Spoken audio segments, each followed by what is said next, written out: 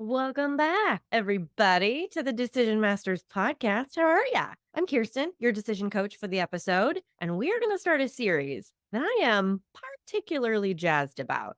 We're going to have some fun in the next few episodes because we are going to be breaking down this very familiar, very normalized stance on decision making. The stance that it is perfectly acceptable to respond to any opportunity to make a choice with, let me think about that and I'll decide later. Sounds pretty harmless, right?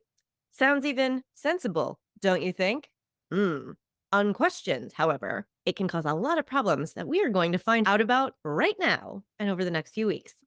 In reality, when this response, I'm going to think about it and I'll decide later, is a default, not an intentional move, it actually can end up costing you a ton of time, a ton of energy, and a ton of opportunity. It is stalling you sometimes. I hate to say it. It is stunting your progress in the direction of your goals and dreams. And we don't want that. So let's break it down and find out exactly how this harmless sounding little statement is causing problems. And let's empower you to take more charge of your responses so that you can say, I'll think about it and decide later when it's true and you mean it. And in other situations, you can say, you know what, I'm going to decide right here and now and then be done with it. Now, before we go on, we are talking about decision making fundamentals in this series. And those are sometimes my favorite thing to talk about with people because we are impacting your decision making all over your life, from your everyday choices all the way up to your biggest life decisions. These fundamentals change how you approach any choice, which means this is a great investment of your time.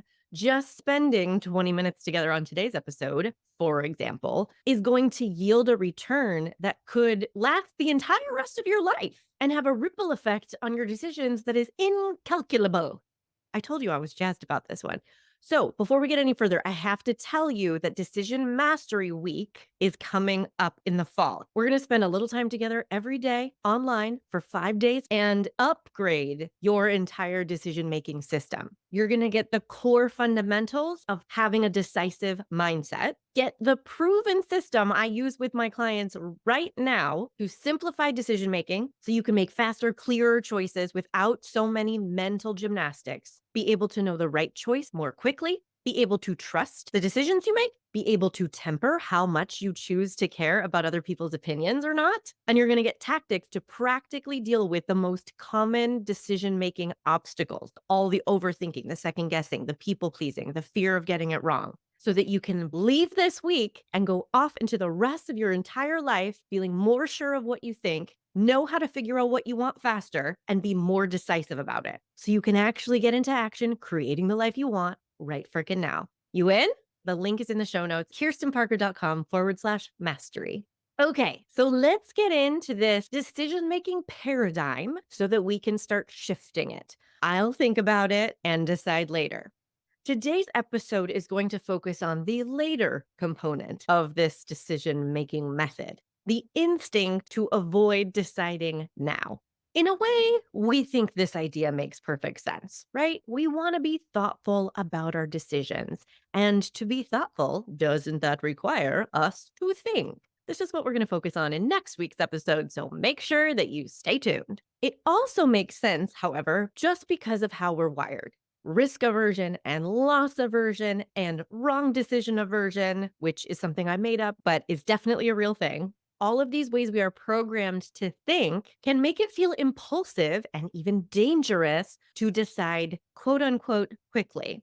And of course, more than one of us here has made a decision that felt impulsive and lived to regret it. So the last thing we want to do is repeat that mistake. But the truth is, you don't need to give every decision so much thought. Some decisions are available for the making right then and there in the moment they are presented. We're simply too often stuck in our decision making norms to feel comfortable making a decision in the moment and trusting it. This is something, P.S., you get really good at when you work with a decision coach. But if you've made decisions your whole life by waiting, if you've been taught or conditioned that waiting is the correct way to make a decision, you're not going to be inclined to make a decision on the spot and feel confident about it and feel safe to not second guess it. The truth is, sometimes when we say, I can't decide now, I have to decide later, what we mean is, I'm afraid to get it wrong and I want to avoid that pain. Get it wrong can actually mean a variety of things, which brings us to these three main ingredients that are required to make trustworthy decisions in this faster way. Those three main ingredients are clarity, self trust, and rule rewriting. Let's find out more. Clarity. You have to get clear on the kinds of decisions you want to make. Which sounds like kind of a duh, Kirsten. I didn't need your podcast to tell me that. I need clarity in order to know what I want. But this is when I have to remind you we are creatures of habit who love to follow the path of least resistance. And this includes, weirdly enough, when we are going out of our comfort zone and trying new, big, scary things. Even if it looks on the outside like we're doing something new, our instinct will be to make decisions in the way we have always made them. That's why it's so important and impactful to clarify your vision of the person you want to be. Who are we making these decisions for? Half present us, half future us. Who's future us? What do we want them to turn into? And the goals you want to pursue and the values that you want to align with. When you start walking around the world clearer and clearer of who you are and where you're going and the kinds of decisions you want to make, where you want your decisions to point you, it's easier to make faster decisions because whether those decisions align with what you want is simply more obvious. The second main ingredient for this whole system I'm proposing to work is self trust. This is a biggie. We talk a lot about it in our decision coaching because it is required to trust your choices. First of all, you have to stop being so dang mad at yourself for every decision you've made in the past. We work on this in coaching, and you can reference the many episodes we've done on self compassion and regret if you want a head start. You also have to trust yourself in the future to be able to handle whatever happens from today's decision and to be able to continue making good decisions. If you have a wonky relationship with past you because you blame them for all their mistakes, if you don't have a good relationship with past you don't have a good relationship with future you. It's going to be nearly impossible to make a decision quickly and feel confident about it and then go implement it if you don't trust your future self to just figure anything out and you are in the habit of being very critical and judgmental of your past self for any mistakes. The third required ingredient is rule rewriting, breaking free from the old rules that keep the old habits in place. And this is layered and can be bountiful. If you have a lot of stuff going on in this department, you're not alone. These are things that will make it extra hard to feel safe making decisions quickly. Inauthentic guilt for decisions that you're not really sorry for, not giving yourself permission to want things that you really want, taking responsibility for other people's feelings, needing to be in control because of what you make it mean when everything's not perfect, stuff like that. The better you get at these three departments, clarity, self trust, and writing your own rules, the faster and more effortlessly you can make a trustworthy decision on the spot and walk away from it as if nothing bad has happened. So, the action item I have for you here coming out of today's episode is start paying attention to your default response. Notice when you default to putting off a decision until later and start asking, do I really need to do that? Start asking, can I just decide this now? And if what you're considering is bigger than, a lunch order, it feels like there might be multiple parts to this thing. I still want you to ask, what can I decide now? I was talking about this with one of my clients, how we can perceive ourselves to be very indecisive. You might relate to this, you might not. But when we have a tendency and when we notice the tendency to put decisions off, we can think of ourselves as not very decisive, not quick to action. And it's important to start changing that perception of yourself. So even if there is a layered decision that you actually want to think through, again, We're going to talk about that exact process in the next episode. But even if you decide it is appropriate to put it off until a later date, I want you to recognize that even in that, there is a decision. That is you being decisive and deciding, I don't have enough information for this right now. I am not in the mindset or energy that I want to be in to make this decision right now. And that's when you delegate it to your future self.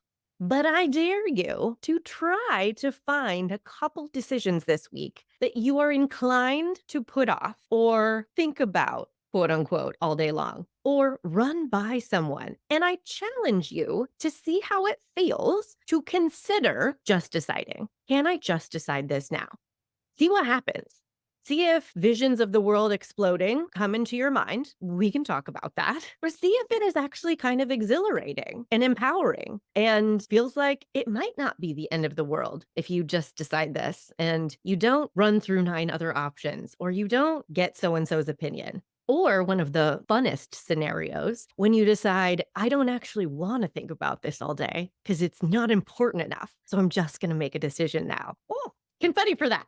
Okay, you know me, can't end the episode without giving you an analogy, so I want you to try this one on for size. Let's pretend you try this just decide now method for 1/3 of the decisions you'd normally put off till later. So let's say in the next week, you have 100 decisions that come to you that if we never had this conversation, you would say, I'll think about it and decide later. And let's say now that you have listened to this episode, 33 of those decisions you're just going to make on the spot.